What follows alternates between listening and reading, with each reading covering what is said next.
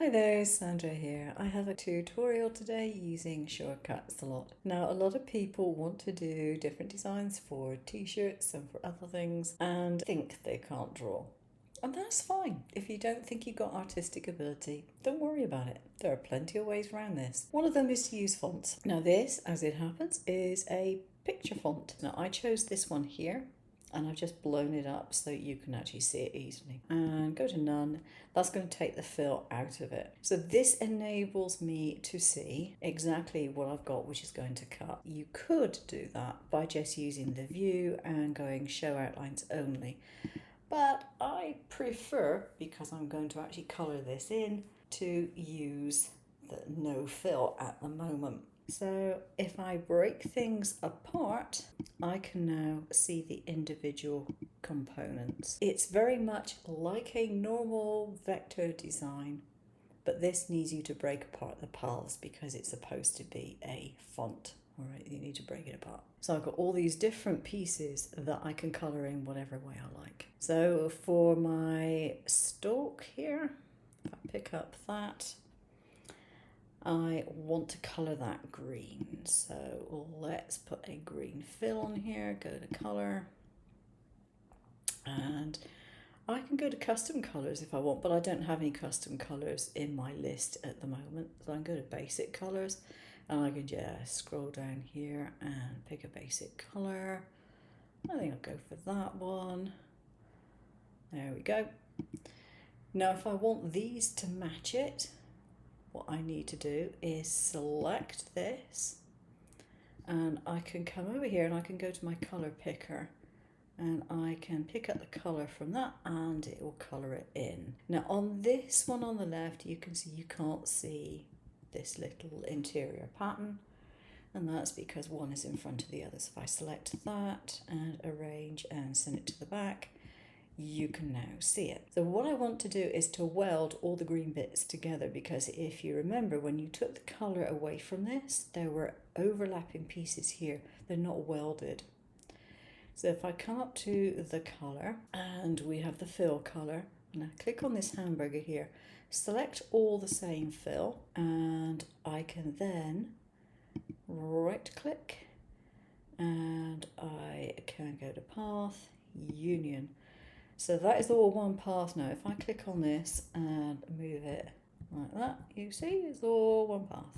So all that bright green bit now is one path. So this bit here, I want to change to a different colour. Okay, I'm going to click on this and I'm going to go to lock.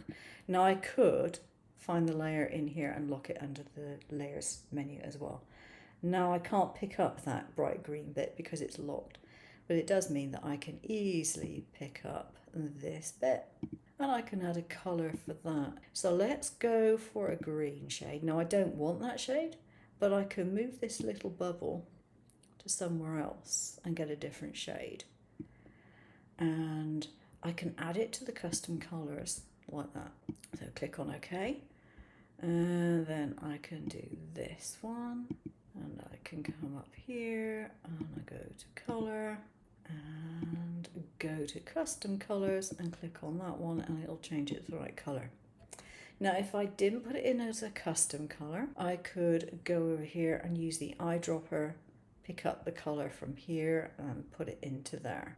These two here I want to group like that.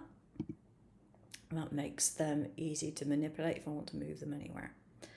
And I can go to unlock everything, so unlock all. So I can now move all this around. Now for the flower, the first layer I've got, the bottom layer if you like, is this biggest layer. So I want to put a colour fill on that. I don't want this bit to be the same colour, I want this bit to be darker. Yeah, I prefer that one. And then my inner pieces here, I want a really deep red for that one. That would be fine. So you think that is probably okay, but if we go to the view and then we show outlines only, you can see this is joined because I welded the path, but this is going to cut a little bit into the flower, which obviously I do not want it to do. All the flower bits are separate, but it's not been, if I take this away a second, let's go 1, 2, 3, 4, 5, 6, 7, 8, 9, 10. You can see that this inner bit isn't taken out of that other shape there. 1, 2, 3, 4, 5, 6, 7, 8, 9, 10. Put it back again. Is check off that. I want to select the flower and go to path, and I want to flatten it. Now you can't see an immediate change in this, but there is a change, believe me. If I take this little curly whirly bit now, 1, 2, 3, 4, 5, 6, 7, 8, 9, 10. Actually, I'll just shove it over here. You can see that the mid pink section has got the spiral cut out from it. So if you want to layer this with vinyls or even do it piecemeal in cardboard, then that's what you need to do, because you can stack it together now like a jigsaw puzzle rather than layering one layer on top of another layer on top of another layer. So I don't have to keep these all together because basically I want to cut them out in different colours, so that's not really an issue. But if I was going to print this for any reason, I can just line it back up and it's fine. And I now select all the green bits basically. Now remember, I grouped these inner bits, and now I can go to path and flatten. And then if I click on those and move them out, you can see the whole is left behind. Now bearing in mind, at the moment I've got my flower, which if I put the head up here, you could see that the flower head was over the top of this here.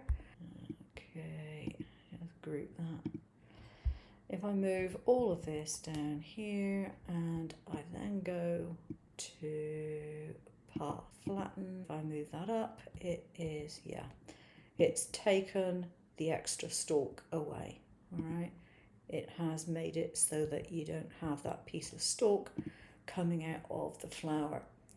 So always go back to the outlines only to check exactly what you've got, because if you've got any overlapping bits, it's easy to see it. That's it for today. Thanks for watching. Take care.